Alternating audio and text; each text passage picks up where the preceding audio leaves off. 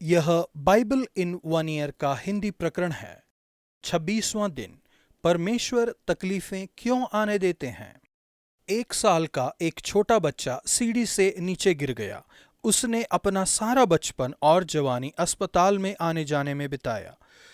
Gavin read Maidstone के पूर्व bishop ने चर्च में उनके साथ बातचीत की। लड़के ने टिप्पणी की, परमेश्वर न्यायी हैं। गैविन ने उन्हें रोककर पूछा, आपकी उम्र कितनी है। लड़के ने जवाब दिया, 17 साल। आपने अस्पताल में कितने वर्ष बिताए। लड़के ने कहा, 13 साल। गैविन ने पूछा, क्या आपको लगता है कि परमेश्वर न्यायी हैं। उसने जवाब दिया, मुझे पूर्ण बनाने के लिए परमेश्वर के पास पूरा अनंत काल है। हम शीघ्र तृप्ति की दुनिया में रहते हैं जिसने लगभग पूरी तरह से अपने आंतरिक दृष्टिकोण को खो दिया है। नया नियम भविष्य के बारे में वायदों से भरा हुआ है। सारी सृष्टि फिर से नई हो जाएगी। यीशु इन्हें फिर से नया बनाने के लिए वापस आने वाले हैं। फिर मैंने नए आकाश और नई पृथ्वी को, प्रकाशित वाक्य 21:1। फिर कोई रोना नहीं होगा, क्योंकि तब कोई दुख और दर्द नहीं होगा। हमारे दोषपूर्ण नाशवान शरीर यीशु के महिमामय देह के समान बदल जाएंगे। परमेश्वर की मूल सृष्टि में कोई कष्ट उठाना नहीं था। परमेश्वर के विरुद्ध विद्रोह करने से पहले दुनिया में कोई शोक नहीं था। जब परमेश्वर नई पृथ्वी और नया स्वर्ग बनाएंगे तो वहां कोई शोक विलाप न होगा। प्रकाशित वाक्य 21:3 और 4। इसलिए शोक परमेश्वर की दुनिया में बाहरी तत्व है। अवश्य ही यह इस प्रश्न के लिए संपूर्ण उत्तर नहीं है कि परमेश्वर तकलीफों को क्यों आने देते हैं। जैसे कि हमने कल देखा कि इसके लिए कोई भी सरल या संपूर्ण समाधान नहीं है, लेकिन आज का हर एक पद्यांश हमें और भी अंतर्दृष्टि प्रदान करता है। भजन संहिता 16:1-11। इस जीवन में कष्ट को अंत के संदर्भ में देखें। आज का भजन कुछ पुराने नियम के पद्यांशों में से एक है जो परमेश्वर की उपस्थिति में अनंत की आशा का पूर्वाभास है।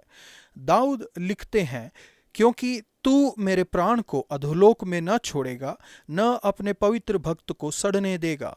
तू मुझे जीवन का रास्ता दिखाएगा। तेरे निकट आनंद की भरपूरी है। तेरे दाहिने हाथ में सुख सर्वदा बना रहता है। यह हमारे भविष्य की आशा है। ये वचन दर्शाता है कि यीशु के पुनरुत्थान को पवित्र शास्त्र में पहले ही बता दिया गया था। प्रेरितों के कार्य 2:25-28। यह जीवन है, न कि अंत। आप परमेश्वर की उपस्थिति में अंत की, आनंद की भरपूरी और सदा के लिए प्रसन्नता की आशा कर सकते हैं। इस समय के दुख और क्लेश उस महिमा के सामने जो हम पर प्रकट होने वाली है कुछ भी नहीं है। रोमियो 8:18। प्रभु, आपका धन्यवाद कि मैं मसीह में पुनरुत्थित देह और परमेश्वर की उपस्थिति में अनंत की आशा कर सकता हूं, जहां पर सदा के लिए आनंद की भरपूरी और प्रसन्नता बनी रहेगी। नया नियम मत्ती 18:10-35 तक। मनुष्य की स्वतंत्रता और कष्ट के बीच संबंधों को समझना। परमेश्वर आपसे प्रेम करते हैं। प्रेम प्रेम नहीं है अगर यह जबरदस्ती किया जाए। यदि सच में कोई विकल्प है तो यह केवल प्यार ही है। परमेश्वर ने मनुष्य को चुनने का अधिकार और प्रेम करने की या न करने की आज़ादी दी है। इसलिए ज़्यादातर तकलीफ़ें हमारे द्वारा परमेश्वर से या दूसरों से प्यार न करने का चुनाव करने के कारण आती है। जैसा कि दाऊद आज के भजन संहिता में लिखते हैं, जो पराये देवता के पीछे भागते हैं उनका दुख बढ़ जाएगा। फिर भी यीशु पाप और कष्ट के बीच सहज संबंधों से इनकार करते हैं। यूहन्ना 9:1-3। वह यह भी बताते हैं कि जरूरी नहीं कि प्राकृतिक आपदा परमेश्वर की ओर से दंड है। लूका 13:1-5। लेकिन कुछ तकलीफें प्रत्यक्ष रूप से या तो हमारे खुद के पापों का या दूसरों के पापों का परिणाम है। इस पद्यांश में हम 3 उदाहरण को देखेंगे। नंबर 1, भटक जाना। यीशु उन भीड़ों के बारे में बताते हैं जो मार्ग में भटक जाती हैं। मत्ती 18:22। जब हम चरवाहे की सुरक्षा से भटक जाते हैं तो हम असुरक्षित हो जाते हैं, लेकिन परमेश्वर हमें खोजना कभी नहीं छोड़ते, क्योंकि तुम्हारे पिता की जो स्वर्ग में है यह इच्छा नहीं कि इन छोटों में से एक भी नाश हो। पद 14। नंबर 2, दूसरों के पाप। यीशु कहते हैं, यदि तेरा भाई या तेरी बहन तेरे विरुद्ध अपराध करे तो ज्यादातर तकलीफें लोगों के पाप का परिणाम है, वैश्विक और सामाजिक स्तर दोनों पर, और इसके अलावा खुद के पापों का भी परिणाम है। इस पद्यांश में यीशु मेल मिलाप का मार्ग निकालते हैं। वह अपने शिष्यों को असीमित क्षमा करने के लिए कहते हैं। यीशु कहते हैं, जब लोग हमारे विरुद्ध पाप करते हैं तो हमें उन्हें क्षमा करना चाहिए, सिर्फ 7 बार नहीं बल्कि 7 के 70 गुना बार। क्षमा करना आसान नहीं है। क्रूस हमें याद दिलाता है कि यह कितना मूल्यवान और दर्दनाक है। क्षमा करने का मतलब दूसरों ने जो किया है उसकी प्रशंसा करना या क्षमा याचना करना नहीं है, और ना ही इसका इनकार करना या यह दिखाना है कि आपको दुख पहुंचाया है, बल्कि आपको पता है कि दूसरे व्यक्ति ने क्या किया है, फिर भी आप उसे क्षमा करने के लिए बुलाते हैं। अपने व्यक्तिगत संबंधों में आप द्वेष, बदला और प्रतिकार को अलग रख दें और उस व्यक्ति पर दया और कृपा करें जिसने आपको दुख पहुंचाया है। नंबर 3, अक्षमा। कभी कभी क्षमा करना बहुत ही मुश्किल हो जाता है। जैसा कि C.S. लुइस ने लिखा है, सब लोग सोचते हैं कि क्षमा पाना एक बहुत अच्छा विचार है, जब तक कि उनके पास क्षमा करने के लिए कुछ न हो। अंतिम दृष्टांत में हम अक्षमा के विनाशकारी प्रभाव को देखते हैं। पहला सेवक, जो अपेक्षाकृत छोटे से कर्ज को माफ करने के लिए तैयार नहीं था, एक सामान्य व्यक्ति का लगभग 1,60,000 सालों के वेतन की तुलना में 3.5 महीने के वेतन के बराबर, वह दूसरे सेवक के साथ अपने संबंधों को बर्बाद कर देता है और दूसरे सेवक को कारावास में डालने के लिए कहता है।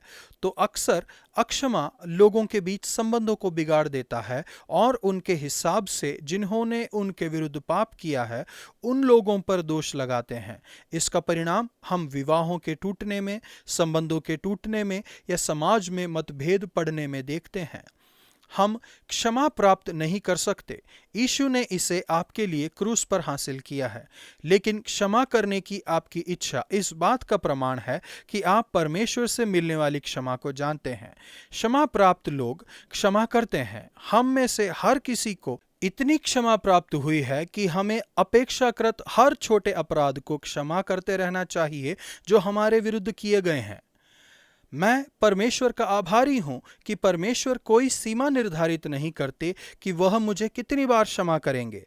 फिर भी जब मैं दूसरों को देखता हूं तो मैं यह सोचने पर मजबूर हो जाता हूं कि मुझे 1 बार या 2 बार क्षमा करने में खुशी होगी, लेकिन यदि वे ऐसा करते रहेंगे तो इस बात की कोई गारंटी नहीं कि मैं उन्हें क्षमा करता रहूंगा।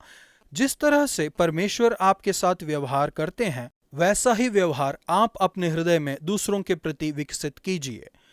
प्रभु, मुझे अपनी स्वतंत्रता का उपयोग प्रेम करने, खोए हुओं को खोजने और उन पर दया करने में मेरी मदद कीजिए। मेरी मदद कीजिए कि मैं शोक का कारण न बनूं, बल्कि कष्टों को दूर करने के लिए यीशु के आदर्शों का अनुकरण करते हुए अपना जीवन दे दूं। पुराना नियम, अय्यूब 1:1-3 तक। हमेशा दुख के प्रति करुणा से प्रतिक्रिया करें।